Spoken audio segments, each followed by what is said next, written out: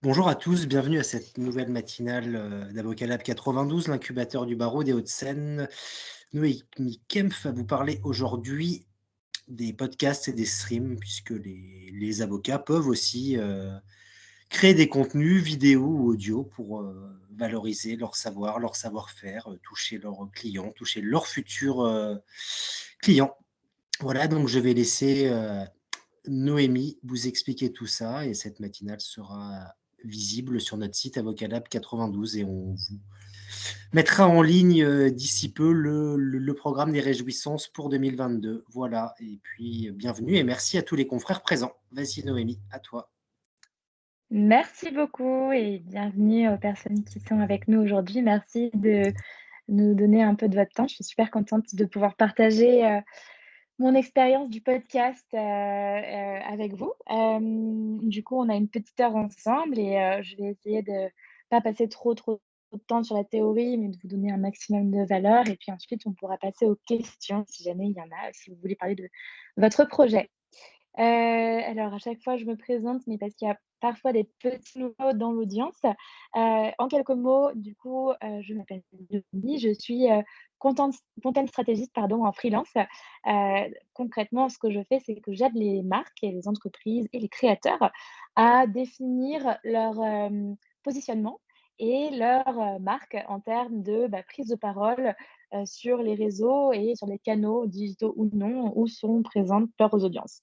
J'ai aussi créé The Storyline, qui est justement, ça tombe bien, un podcast et une newsletter qui explore les thématiques connexes au storytelling et justement au branding, à ce qui fait des marques fortes et appréciées par leurs clients et leurs audiences. En quelques mots, du coup, The Storyline, bon, c'est ce que je viens de dire, c'est un peu moins de 40 épisodes. Je crois que j'ai passé la barre des 40 épisodes d'ailleurs depuis cette slide, j'ai un peu pris d'avance et une trentaine d'éditions de newsletters qui creusent le sujet du futur du marketing. Et je fais aussi des interventions comme celle qu'on va passer ensemble aujourd'hui. J'écris des guides sur le marketing et pour aider les entrepreneurs et les entreprises à avancer plus vite dans leur stratégie de communication et de prise de parole.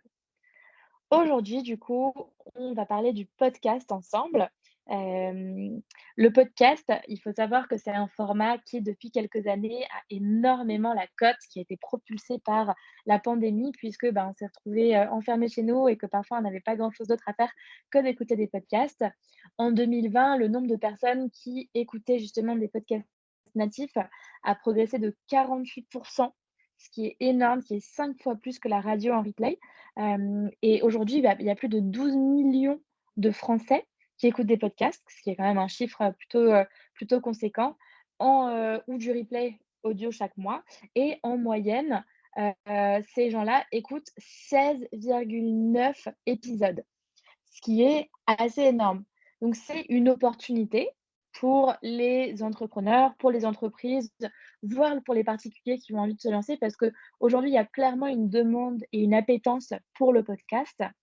Mais, parce qu'il y a toujours un mais sur ce genre de format qui sont hyper,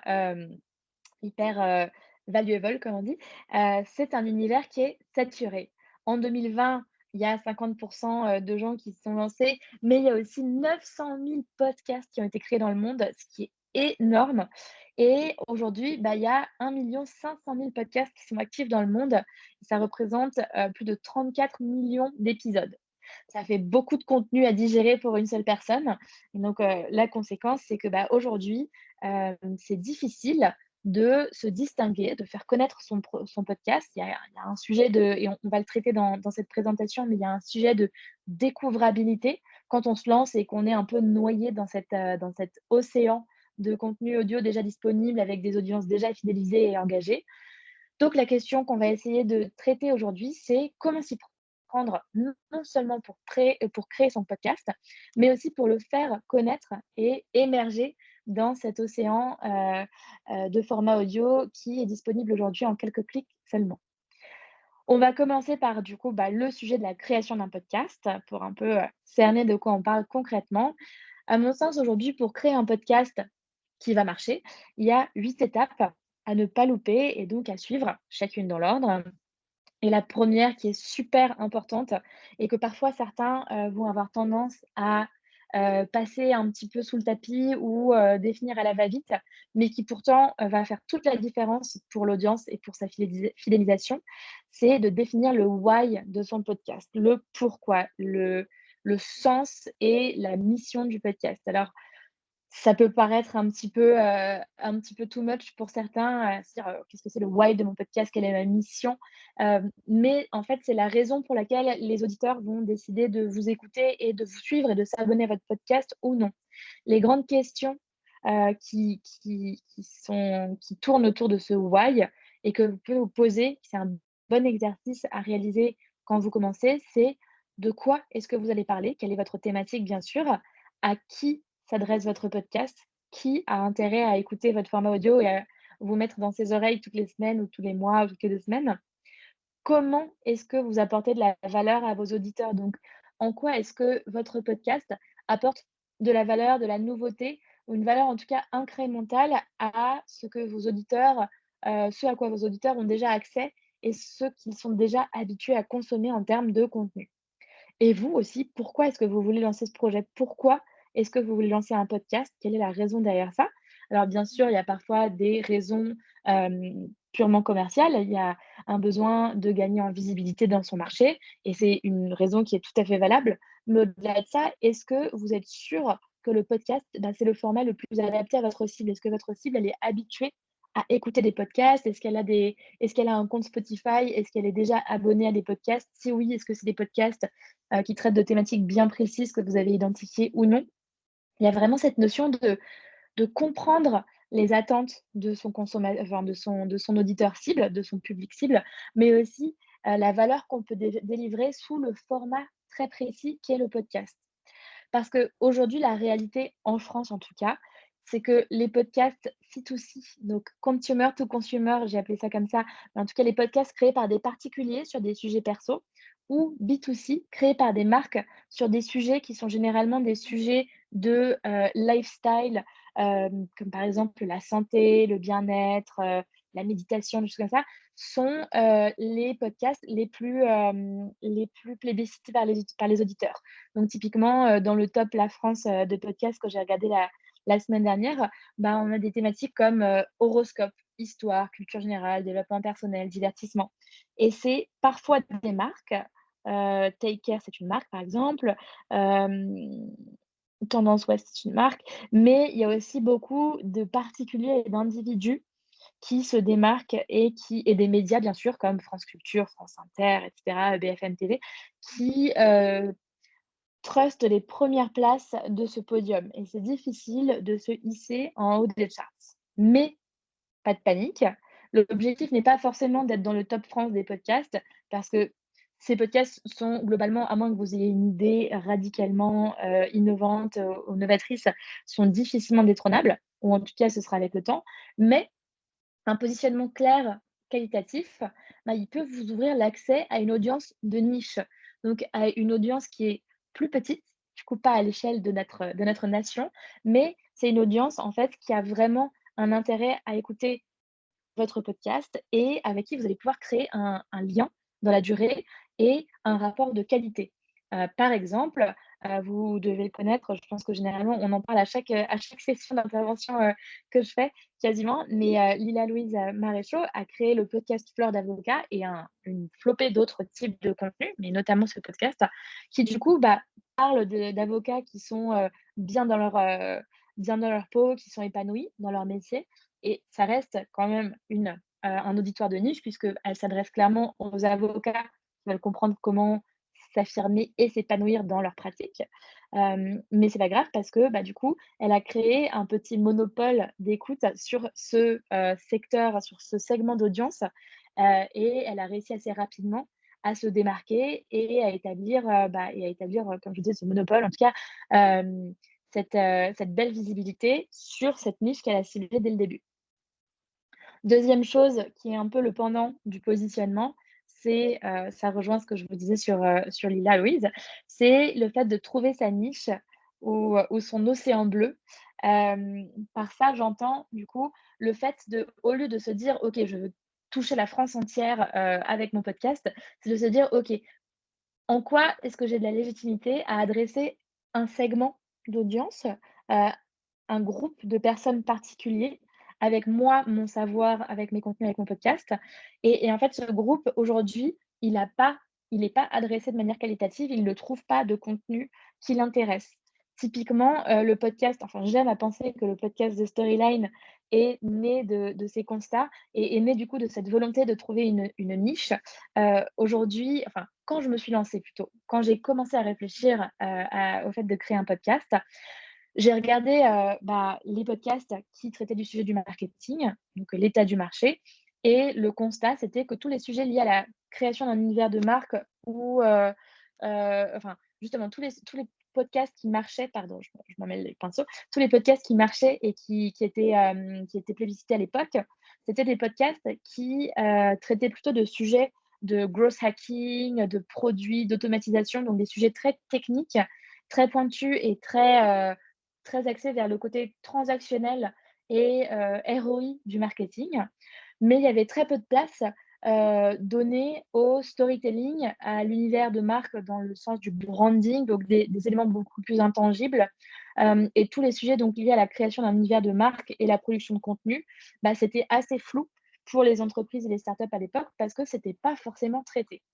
Et le dernier constat, c'était que, le content marketing, donc la création de contenu, le marketing de contenu, marketing organique, c'était un sujet qui était en plein essor, mais qui était pas forcément adressé au format podcast. Et c'est comme ça que je me suis dit: «OK, plutôt que de créer un podcast où je vais parler de marketing de la même manière que le font les podcasts qui existent, comme Growthmakers ou d'autres, je vais lancer The Storyline qui va vraiment parler de cet aspect créativité, storytelling que personne ne traite aujourd'hui.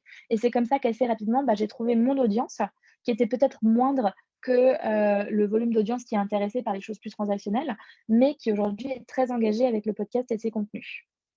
Je pense qu'il faut savoir, viser petit et privilégier la qualité et la pertinence qu'on peut avoir sur une petite audience que la quantité et l'impact, d'un point de vue volume. En tout cas, c'est ma conviction et c'est la conviction de The Storyline. Deuxième chose à faire, bien sûr, donc bon, le ROI reste quand même une chose importante et quand on lance un podcast, généralement, c'est qu'on le fait pour une raison, que ce soit, développer sa visibilité ou sa notoriété, établir son statut d'expert sur un sujet, trouver de nouveaux clients ou en tout cas, de nouveaux potentiels clients et c'est tout à fait légitime, mais c'est important de poser ses objectifs sur le papier. Pourquoi? Parce que quand vous avez posé votre objectif ou vos objectifs principaux par rapport à votre podcast, vous allez pouvoir définir les KPI, Key Performance Indicators ou indicateurs de performance clés, qui sont associés à ces objectifs et qui vous permettent de mesurer si oui ou non, vous allez dans le bon sens. Pour le podcast, par exemple, ça peut être plein de choses en fonction de l'objectif du coup. Ça peut être le nombre d'écoutes cumulées, si votre objectif est vraiment dans le volume d'audience et la visibilité. Ça peut être le taux de croissance hebdomadaire de votre audience. Ça peut être, si vous voulez quelque chose d'un peu plus qualitatif, les mentions externes du podcast. Donc, est-ce que sur LinkedIn, les gens taguent votre podcast, parlent de votre podcast? C'est des choses que vous pouvez mesurer grâce à certains outils. Ou bien le nombre, si vous êtes dans un objectif beaucoup plus transactionnel et de chiffre d'affaires, est-ce que le podcast vous aide à générer du chiffre d'affaires, vous amène de nouveaux clients, donc c'est à générer? Ou est-ce que vous avez réussi à monétiser le podcast? Parce que ça aussi, c'est un sujet. Est-ce que vous avez des sponsors? Est-ce que vous vendez le nombre d'écoutes de chaque épisode de votre podcast à, des entreprises partenaires? Tout ça, c'est des objectifs, potentiellement que vous pouvez associer à votre podcast. Et ça dépend vraiment de cet objectif, ultime que vous vous fixez. Est-ce que c'est plutôt du qualitatif, du quantitatif, du transactionnel? Tous les indicateurs vont découler de ça. Troisième chose, choisir son format et sa ligne éditoriale. À mon sens, c'est vraiment quelque chose que j'ai appris en faisant et en faisant des erreurs d'ailleurs parfois. Il y a une règle cardinale pour que les auditeurs soient fidélisés dans la durée, c'est, de maintenir de la cohérence dans le format de votre podcast et dans votre ligne éditoriale. Donc par ça, j'entends en fait par format, j'entends de se poser sur un format fixe pour le podcast. Par exemple, est-ce que vous êtes plutôt sur un format décryptage, d'un sujet d'actualité, décryptage d'une tendance de fond? Est-ce que vous donc du coup, c'est un format journalistique. Est-ce que vous allez plutôt privilégier des interviews d'invités de marque, d'experts dans votre secteur d'activité? Auquel cas, c'est tout un autre type de podcast et tout un autre type d'audience qui va, apprécier vos contenus. Et la ligne éditoriale, est-ce que vous êtes plutôt sur un montage de votre épisode qui va être éditorialisé? Est-ce que vous allez raconter une histoire et faire intervenir, des experts dedans? Est-ce que vous restez du coup, encore une fois, sur ce format interview? Est-ce que vous êtes sur un format court ou long? Quelles, sont les thématiques que vous abordez? Tout ça, c'est très important de le mettre sur un papier, encore une fois, avant de vous lancer parce que ça va vous permettre de cadrer, tous les épisodes que vous allez, bah, créer, par la suite. Et c'est super important de trouver la bonne ligne édito parce que la ligne édito va faire venir un certain type d'audience, encore une fois. Typiquement, je vais vous partager 3 exemples de podcasts que j'écoute, de temps en temps, avec plus ou moins d'assiduité. Il y a le podcast «Manger» qui est produit par une journaliste qui s'appelle Lauriane Meslière, qui en fait, raconte une histoire à chaque épisode autour, bah, d'une manière, autour de la cuisine, autour des aliments, mais en tout cas toujours autour du plaisir de manger. Et ça peut être, un souvenir d'enfance, autour des crêpes de sa grand-mère, ça peut être, une tradition culinaire au Sénégal, ça peut être, questionner, justement, le fait qu'aujourd'hui le repas est moins un moment, sacralisé, dans les familles, et chez les jeunes. Donc c'est vraiment plein de différents sujets autour du fait de manger, mais à chaque épisode, en fait, c'est très éditorialisé et donc la journaliste va narrer, l'histoire qu'elle raconte autour du sujet qu'elle a choisi et va intégrer plein de petites interventions de personnes qu'elle part interviewer dans le cadre de cette histoire. Donc c'est vraiment un format très journalistique, très poussé, très travaillé, qui demande beaucoup, beaucoup d'efforts. On a TechPaf, qui est du coup une chronique de Radio Nova, au format podcast, qui a plutôt comme ligne éditoriale d'informer avec humour. C'est un format très court de 3 minutes. Où on va prendre un sujet, par exemple, j'ai visité le métavers ou j'ai rencontré un trader crypto et c'est un décryptage très rapide, très drôle, narré par un journaliste, donc qui raconte son histoire de A à Z, qui a pour but du coup, d'informer rapidement. Et un autre type de format, c'est, Exponential View, que je recommande à n'importe qui parce que c'est un podcast génial qui permet de comprendre, un peu les évolutions du monde, que ce soit dans l'univers, de la décarbonisation, le futur de l'industrie, le futur de la consommation, les cryptos et cetera, si ça vous intéresse. Et donc c'est Azim Hazar, qui est un prospectiviste extrêmement connu et reconnu, qui travaille avec Harvard Business Review et qui, dans chaque nouvel épisode, va interviewer une personne experte sur un sujet dans le but de comprendre le monde. Donc ça, c'est 3 formats très différents qui sont tous aussi pertinents les uns que les autres. Mais c'était pour vous montrer à quel point, en fait, on peut créer quelque chose, de très précis et donc à quel point la ligne édito, en fait, est importante. Parce que une fois que vous avez défini le format et la ligne édito d'un épisode de votre podcast, bah, il va falloir continuer et délivrer cette même ligne éditoriale et ce même format pour fidéliser votre audience. Et pour ça, du coup, bah, il faut vous organiser. Comme je viens de vous le dire, je me suis un petit peu avancée. Choisissez un format avec lequel vous êtes à l'aise. Si vous n'êtes pas à l'aise avec le montage des podcasts et que vous n'avez personne à qui le déléguer, il vaut mieux miser sur l'interview, ce sera plus simple et un format que vous pouvez tenir dans la durée. Typiquement, des formats comme Manger, qui durent 40 minutes, c'est des formats qui demandent plusieurs journées de montage, et qui demandent du coup, des heures et des heures à aller chercher les invités, à les interviewer, à réfléchir à l'histoire qu'on raconte et cetera. Donc du coup, généralement, dans le B2B, quand on est une entreprise, on va avoir tendance à opter pour le format qui est un peu plus «facile» entre guillemets à, créer, c'est le format interview. C'est pour ça qu'aujourd'hui, il y a beaucoup d'interviews, dans les podcasts et The Storyline d'ailleurs, pour ne pas vous mentir, c'est le format interview parce qu'à l'époque où je me suis lancée, j'étais aussi en freelance en parallèle, je le suis toujours et j'avais pas le temps, d'allouer la moitié de mes semaines à du montage, de podcasts. Mais c'est, d'ailleurs un format que j'explore aujourd'hui et que j'aimerais creuser maintenant que j'ai un peu plus de temps.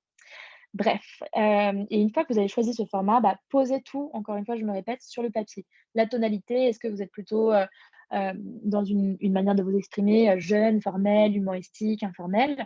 De quoi vous allez parler concrètement? Qu'est-ce qui intéresse votre audience? Qu'est-ce qui vous intéresse à vous? Et quelles informations et messages vous souhaitez communiquer? C'est quoi vos conditions que vous véhiculez à travers le podcast?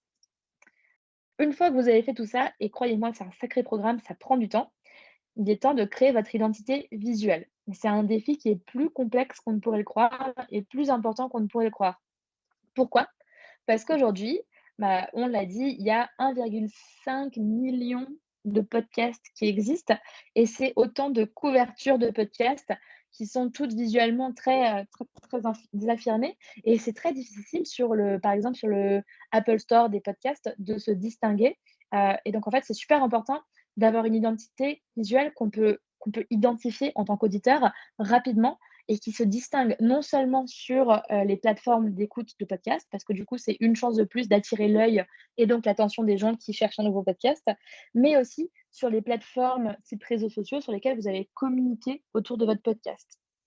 Par exemple, avec The Storyline, j'avais commencé par une identité assez basique, bleu marine, où j'avais juste écrit The Storyline parce que j'ai vraiment des talents de designer qui sont nuls, pour être gentille avec moi-même. Mais je me suis rendu compte que ça pénalisait le podcast et que ça le rendait moins visible.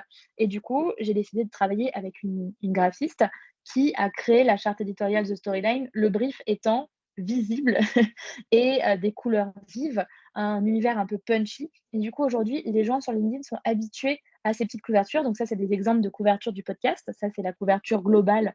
Ça, c'est donc du coup l'adaptation à chaque invité.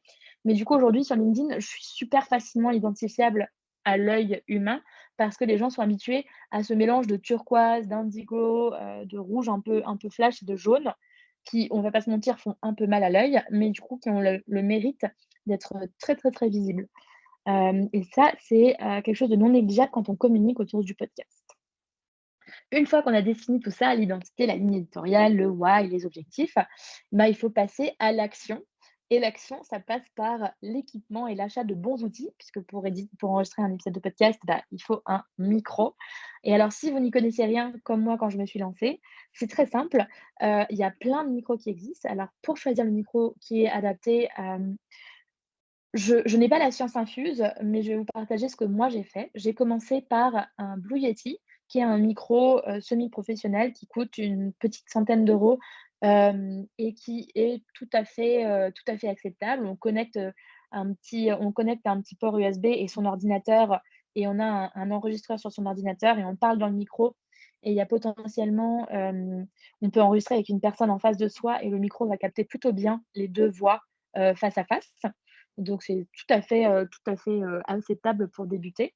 Mais bien sûr, le son n'est pas aussi qualitatif qu'avec les podcasts professionnels et si on veut passer, à un format audio et un son un peu plus propre, le Nec Plus Ultra est la référence aujourd'hui dans le milieu, comme on dit. Je me prends pour une podcasteuse professionnelle. Je suis podcasteuse, donc j'ai la légitimité maintenant. Moi, je suis passée sur un enregistreur Zoom H5, qui est du coup, une bestiole déjà un peu plus costaud qui coûte, entre 300 et 400 €, sur laquelle il y a des petits micros d'enregistrement intégrés. Donc on peut prendre, ce micro portatif et aller enregistrer, par exemple, dans la rue, faire des prises d'ambiance et on peut aussi connecter ici des micros, vraiment des micros de chansons, hein, comme vous voyez à, dans les émissions où les gens chantent avec un micro. Vous connectez un micro professionnel à cet enregistreur et vous avez un son qui est ultra qualitatif. Mais du coup, on passe d'un budget de 100 € à un budget de 400-500 € environ. Donc, c'est un investissement à considérer. Ensuite, pour enregistrer et monter ces épisodes, concrètement, comment on fait une fois qu'on a son outil? Et ben, du coup, il faut identifier ses invités, ou ses intervenants et son planning éditorial, si on a décidé de passer sur le format enregistrement d'interview invité. Et ça demande plus d'efforts qu'on pourrait y penser parce que c'est pas facile de convaincre des gens de passer dans votre podcast, surtout si vous commencez de zéro. Donc mon conseil, c'est de commencer par votre réseau, proche et d'aller solliciter des gens que vous connaissez déjà ou auxquels les gens que vous connaissez peuvent vous faire des introductions. Ça facilitera, l'entrée dans le game du podcast. Et c'est important d'enregistrer plusieurs épisodes avant de se lancer. Ça, c'est aussi un conseil que j'ai, c'est de toujours avoir des épisodes en rab et prêts à être diffusés, plutôt que de fonctionner en flux tendu parce que c'est plus compliqué qu'il n'y paraît d'enregistrer, de trouver des personnes, de créer, l'épisode au format, MP4 et bah, de le promouvoir sur les réseaux. Et je pense que pour une sérénité d'esprit, renforcée, mieux vaut avoir toujours du coup, quelques épisodes en stock, hem, que ce soit quand vous vous lancez ou au fil de l'eau, au fur et à mesure de l'existence de votre podcast. Et je ne conseille pas de faire ça en last minute. C'est pour ça que c'est important de gérer son planning éditorial et d'avoir identifié des invités potentiels ou des sujets potentiels en amont. Deuxième chose, si vous ne pouvez pas enregistrer en présentiel, ce qui arrive notamment depuis que la pandémie, nous est tombée sur le coin de la figure en 2020. Ça a été mon cas. Au début, j'enregistrais toujours en présentiel et puis je me suis retrouvée confinée, en Alsace et je n'ai pas pu, enregistrer en présentiel. Il faut choisir des bons outils, des outils performants et celui que je recommande toujours, c'est Zencastr, qui est un outil très, très performant qui permet du coup, de se connecter avec son invité depuis son ordinateur, sur une plateforme sur laquelle on va enregistrer. On va même pouvoir faire de la post-production, sur les pistes audio et ajouter des introductions, de la musique et cetera. Donc c'est un outil qui est vraiment sympa et qui fait le taf, qui fait vraiment le boulot et qui marche plutôt bien et qui ne coûte pas très cher. Alors je ne me souviens plus du prix comme ça, mais je pourrais vous le partager, plus tard. Et enfin, une fois qu'on a enregistré son épisode, bah, il faut utiliser un outil performant pour le monter. Si jamais on ne passe pas par un monteur professionnel, il y a des studios de montage, qui existent et qui sont, super quand on n'a pas de connaissances, dans le montage et qu'on n'a pas envie d'apprendre et de le faire soi-même. Mais personnellement, bah, aujourd'hui, je travaille avec un monteur qui s'appelle, Morgan, qui a créé un studio qui s'appelle Studio Module, qui est super, que je recommande. Mais s'il vous plaît, ne me le volez pas parce que je voudrais bien le garder. Mais au début, quand je me suis lancée, bien évidemment, je n'avais pas de budget et je n'avais pas des énormes ambitions pour The Storyline. Je voulais simplement tester ce format. Et ben, du coup, j'utilisais Audacity, qui est un logiciel, open source, qui est du coup gratuit, que vous pouvez télécharger sur votre ordinateur et qui vous permet d'ajouter des intros, d'enlever des pistes de son, de, lisser, la piste audio et de faire des trucs plutôt sympas. Franchement, un peu compliqué, l'interface est vraiment pas, attirante, elle fait un petit peu peur, on va pas se mentir. Mais une fois qu'on a compris comment ça marchait, on peut utiliser les fonctions basiques assez simplement. Et puis du coup, avant-dernière étape, bah, une fois qu'on a monté ces épisodes et qu'on en a plusieurs en stock, n'oubliez pas d'en garder plusieurs en stock. Ne vous lancez pas avec juste un épisode, c'est vraiment une mauvaise pratique parce que vous risquez de vous prendre les pieds dans le tapis. Bah, une fois que vous avez, que tout est prêt, il faut diffuser votre podcast. Et alors pour le diffuser, concrètement, comment on fait? Bah, on va utiliser une plateforme de diffusion et moi, celle que j'utilise aujourd'hui et qui marche plutôt bien, c'est Anchor, qui a été racheté l'année dernière par, Spotify, et qui est un outil, gratuit, qui, vous permet d'uploader vos épisodes, vos pistes audio et de les transformer en épisodes et du coup, Encore va se charger pour vous de diffuser sur toutes les plateformes Spotify, Apple, Pocket Cast et cetera, Google Podcast. Donc Encore va diffuser pour vous, chaque nouvel audio que vous uploadez. Donc du coup, ça fait le boulot pour vous et vous pouvez même ajouter des transitions, faire du montage audio directement sur Encore et vous pouvez aussi chercher des sponsors et essayer de monétiser votre podcast directement sur Encore. Et enfin, last but not least, votre podcast a le mérite d'exister, mais il va falloir le faire connaître. Alors c'est important de faire du bruit et de la promotion sur les réseaux sur lesquels votre audience cible est présente. Donc, si c'est un podcast plus professionnel, il va falloir aller sur LinkedIn. Si c'est un podcast un peu inspirationnel, lifestyle, Instagram, TikTok sont peut-être, enfin TikTok, je ne suis pas sûre, mais Instagram en tout cas est un bon endroit. Et j'aime bien l'exemple de mon ami Enzo qui a créé le podcast Phoenix, qui est un podcast qui parle de la culture de l'échec et du coup de l'intégration de l'échec dans sa vie et comme moyen de rebond professionnellement ou personnellement parlant. Et donc Enzo, en fait, à chaque fois qu'il publie un nouvel épisode de son podcast, il a des posts Instagram de référence. Il a un extrait audio du podcast de son invité avec une petite photo et un petit montage vidéo qui du coup qu'il a publié systématiquement. Il a un extrait citation écrit. Il a un extrait un peu inspirationnel, d'une source d'inspiration, comme l'abbé Pierre, par exemple, ici et avant de publier les épisodes, il va faire, deviner à son audience sur Instagram le sujet de l'épisode ou l'identité de l'invité et c'est une super bonne pratique parce que du coup, à chaque fois, il va répéter ses combos gagnants. Donc ça lui fait gagner du temps et ça lui permet de publier plein de petits posts pour promouvoir le même épisode, et toucher plus d'audience potentielle sur, le réseau social, pardon, Instagram. Tout ça, c'est très bien, mais du coup, bah, on en parlait, il faut faire la communication pour faire découvrir son podcast parce que la découvrabilité, comme on l'a vu, c'est le nerf de la guerre puisque votre podcast, quand il se lance, il est un petit peu perdu dans une foule de podcasts déjà existants et déjà établis. Alors, comment concrètement accroître votre audience? Je n'ai pas la recette secrète, sinon vous pensez bien que je serais top 1 podcast, Business France, mais ce n'est malheureusement pas le cas de Storyline. En revanche, j'ai quelques petits conseils à vous partager. Le premier, c'est de s'appuyer sur votre réseau. Demandez, à vos auditeurs et visiteurs un coup de main pour faire la promo du podcast, que ce soit en, likant votre podcast sur Apple, en lui laissant une note, un commentaire ou une review, ou bien même en parlant de vous sur leurs réseaux sociaux ou en partageant vos contenus à, leurs proches. Vous pouvez aussi taguer les invités de vos épisodes du podcast si vous avez des invités sur les réseaux sociaux. Comme ça, vous bénéficierez de leur notoriété et vous développerez votre reach pardon, ou votre portée organique sur les réseaux si vous taguez ces gens et qu'ils ont déjà un petit réseau établi. Et puis, il y a une autre astuce qui consiste à utiliser la pratique du live streaming, donc à live streamer. Le live stream, c'est ce qu'on appelle la diffusion en direct. C'est une super bonne manière d'ajouter la vidéo à votre stratégie marketing sans doubler vos efforts, puisque non seulement vous enregistrez un épisode de votre podcast, mais en plus vous le faites en live. Donc, si les gens n'ont pas envie d'attendre le moment où votre épisode sera disponible sur les plateformes d'écoute audio, ils peuvent regarder la diffusion, l'enregistrement en direct. Et donc, ça les engage vachement. C'est une manière de donner un visage beaucoup plus humain et spontané à votre contenu audio parce que les gens vont vous voir, vont voir votre invité et ils vont voir les coulisses de votre podcast.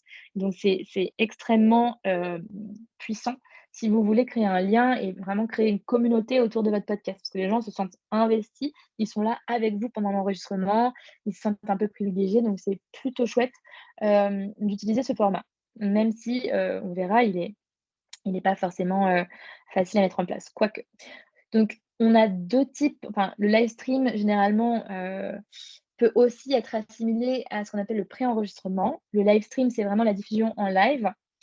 Du coup, ça a l'inconvénient d'être moins clean dans le sens où, comme vous êtes en live, si vous plantez, si vous dites une bêtise, s'il y a, je sais pas, votre chat qui vous saute sur les genoux pendant l'enregistrement, vous ne pourrez pas l'effacer ou faire, contrôle V, contrôle supprimer. Mais du coup, c'est un format plus spontané qui est très apprécié par certains types d'audience.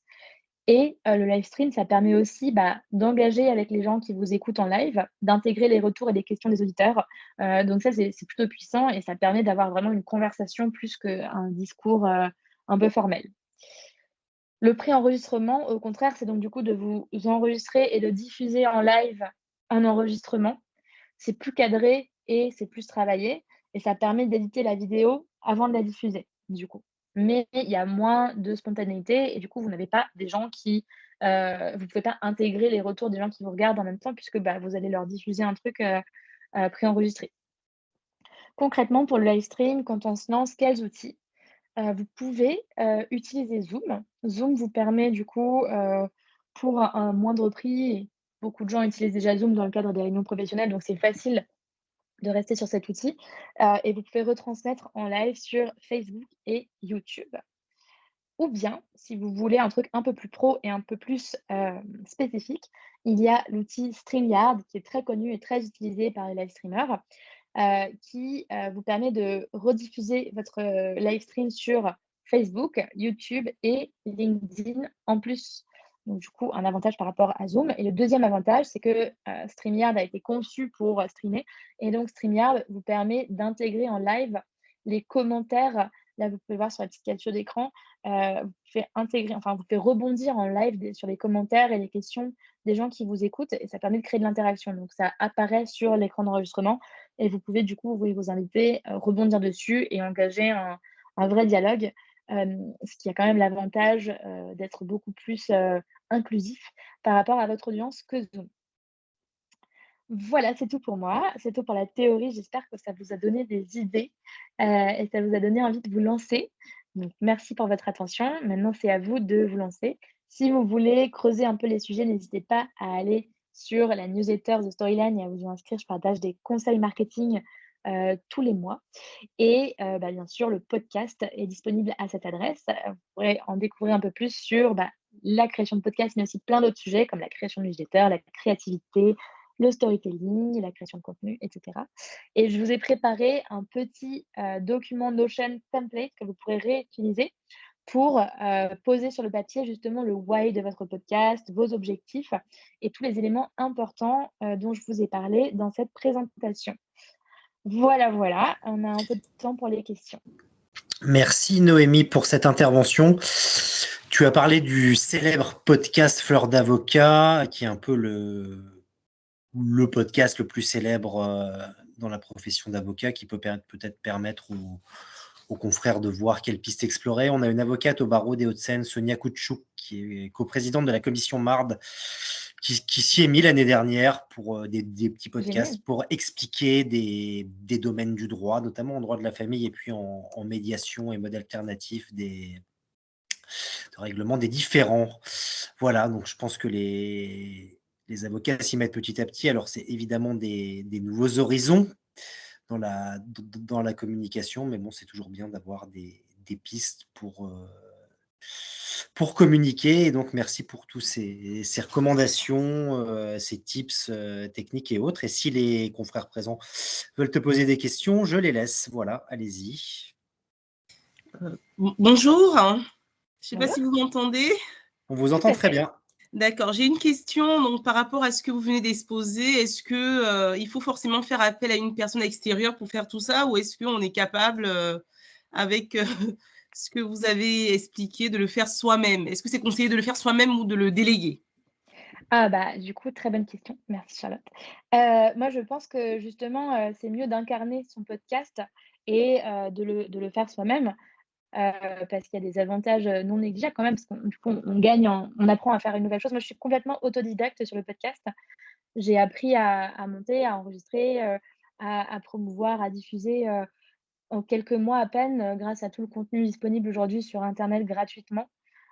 Donc c'est pas compliqué si on a la volonté et qu'on bloque un petit peu de temps pour se former, d'apprendre à lancer son podcast avec du coup justement les éléments que j'ai essayé de résumer. Alors bien sûr, il faudra creuser un petit peu et se creuser les méninges, mais franchement, c'est pas du tout, hors de portée pour n'importe qui, parce que même moi, j'y réussi. Après je suis curieuse de nature, mais quand on est un peu curieux et qu'on a envie d'apprendre, ça se fait facilement. Le seul truc un petit peu compliqué, c'est, bah, le montage, mais le montage, c'est quelque chose qu'on peut toujours, déléguer. Mais moi, après, je vous conseille vraiment au début, de faire tout par soi-même, comme ça on apprend à faire et on a une bonne vision, heu, de ce que c'est que la création d'un podcast de A à Z. Puis après, d'un point de vue marque, c'est dommage de déléguer à une agence ou à un prestataire, à moins qu'on ait vraiment pas le temps, parce que du coup, bah, on n'incarne pas, comme je disais, ce contenu. Merci. Merci. Mais avec plaisir. Pas d'autres questions? Après, moi, j'avais une question du coup, est-ce que vous qui participez, vous avez un projet de podcast ou une idée? Est-ce que c'est plutôt, dans le domaine du pro ou du perso? Bah, en fait, l'idée m'a traversée cette semaine et puis c'est vrai que hier j'ai reçu du coup ce mail et ça, je me suis dit bah tiens, ça Ça tombe bien. coïncide, ça tombe bien, je vais m'inscrire pour voir. Et comme vous disiez au début, je pense que c'est bien de vraiment bien définir sa ligne éditoriale parce que effectivement, c'est ce qui va faire le contenu. Parce que bon, à titre de comparaison, j'ai un site internet, parfois j'écris des articles même sur LinkedIn et je me Mmh. rends compte que le fait de ne pas avoir déjà de stock disponible, il y a des semaines où j'écris rien du tout. Et donc, avant de me lancer dans cette aventure du podcast, je me suis dit, c'est bien d'avoir déjà, de faire Des cette choses en formation et puis d'avoir, comme vous disiez, du stock et puis aussi savoir ouais. comment s'y prendre. Ouais, mais vous avez raison parce que, bah, la vie, professionnelle est telle que, je pense que c'est une utopie de se dire que toutes les semaines on pourra Ouais. bloquer, plusieurs heures, dans le suivi et la création d'un truc et qu'il y a toujours des moments où on a, des périodes de rush, des trucs imprévus, même des sujets perso et du coup c'est vraiment difficile que ce soit, pour la création de contenu écrit, ou audio ou vidéo, il faut toujours assurer ses arrières. Ça, c'est un de mes grands apprentissages parfois dans la douleur. Sur le contenu. Donc, moi, je pense qu'il faut que je définisse déjà ma cible. Pour l'instant, je n'ai pas encore défini ma C'est un cible. super début. cas, merci beaucoup. C'était très clair et puis très instructif. Ça... Avec grand plaisir. Oui, merci Noémie.